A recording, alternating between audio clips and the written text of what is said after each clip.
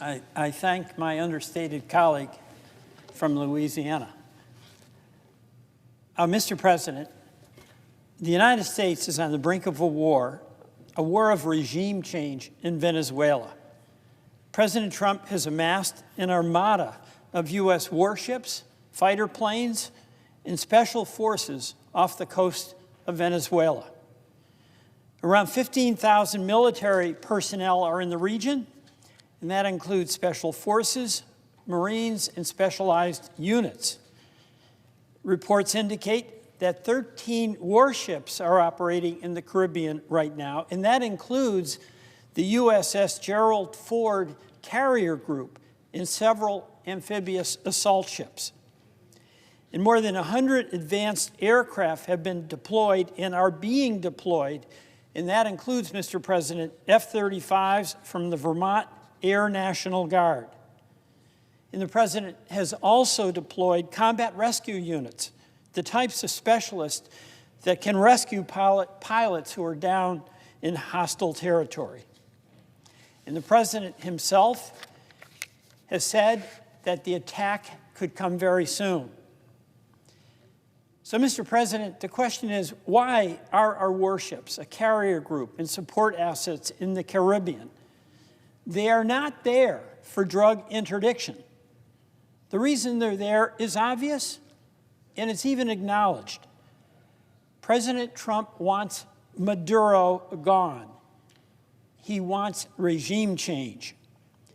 The President has said himself that Maduro's days, quote, are numbered. His chief of staff, Susie Wiles, said that the President, quote, wants to keep on blowing boats up until Maduro cries uncle. And people way smarter than me on that say that he will, unquote. And when Secretary Rubio was asked a few weeks ago if the Venezuelan government should be concerned about the massive military buildup in the Caribbean, he said, quote, they don't have a government. There's an illegitimate regime that's basically narco-trafficking organization that's empowered itself. All of us revile Maduro. He's a tyrant. He's tortured and jailed political opponents. His policies have bankrupted his very wealthy country, driving millions of Venezuelans to flee their homes. Yet, Mr. President, we face two questions. First, should the United States go to war for the purpose of changing a regime we despise? Second, can the President, any President, through his unilateral actions, plunge our country into a war for the purpose of changing regimes and do that without coming to this Congress for approval under the War Powers Act? Mr. President, we've had experience with wars to change regimes we despised. The Iraq War was sold confidently by its promoters as a simple operation. Our troops would be welcomed as liberators. We remember that. And we know how that ended. True, it only took weeks for America's superior firepower to topple Saddam Hussein's regime. But that was only the beginning. The war in Iraq unleashed decades of instability, ushering in revolutionary, violent Islamic insurgencies across the region. And of course, the war in Afghanistan took only a handful of special forces troops and targeted airstrikes to lead to the quick fall of the Taliban regime. But it also dragged our country and many of our allies into our longest war, fighting a 20-year insurgency. In each case, it was easy to topple the regime, but what followed was tremendously terrible for our soldiers and our taxpayers. Those wars cost the United States and our allies the lives of 10,000 of our brave soldiers. It cost us trillions of dollars, and we are still paying for that.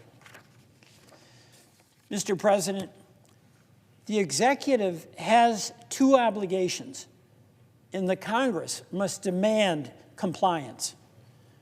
First, the administration owes us transparency. In the buildup of our military presence, the administration has ordered the extrajudicial killings of nearly 100 civilians in international waters.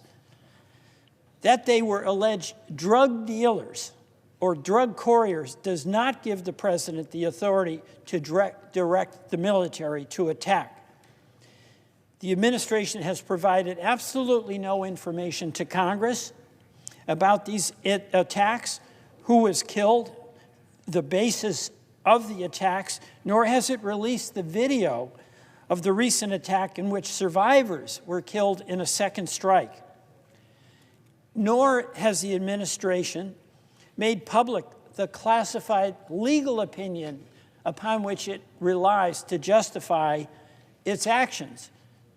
Members of Congress, including me, have had an opportunity to read that opinion, which I found woefully unconvincing, but since it was classified, I can't discuss.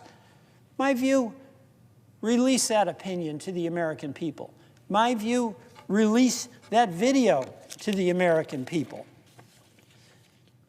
Second, as the president masses our forces for a war, as he and his associates have explicitly stated, is one in which their goal would be the elimination of the Maduro regime. The president continues to refuses to come to Congress and seek congressional approval for a military action as is required under the War Powers Act. Mr. President, all of us as elected members of the United States Senate have vested in us, under the Constitution, Article 1, the responsibility and exclusive authority to declare war. Let us all accept our duty and demand that the executive be transparent, be accountable, and comply with the provisions of the War Powers Act, and come to Congress for our approval of the military action that is clearly underway. Mr. President, I yield.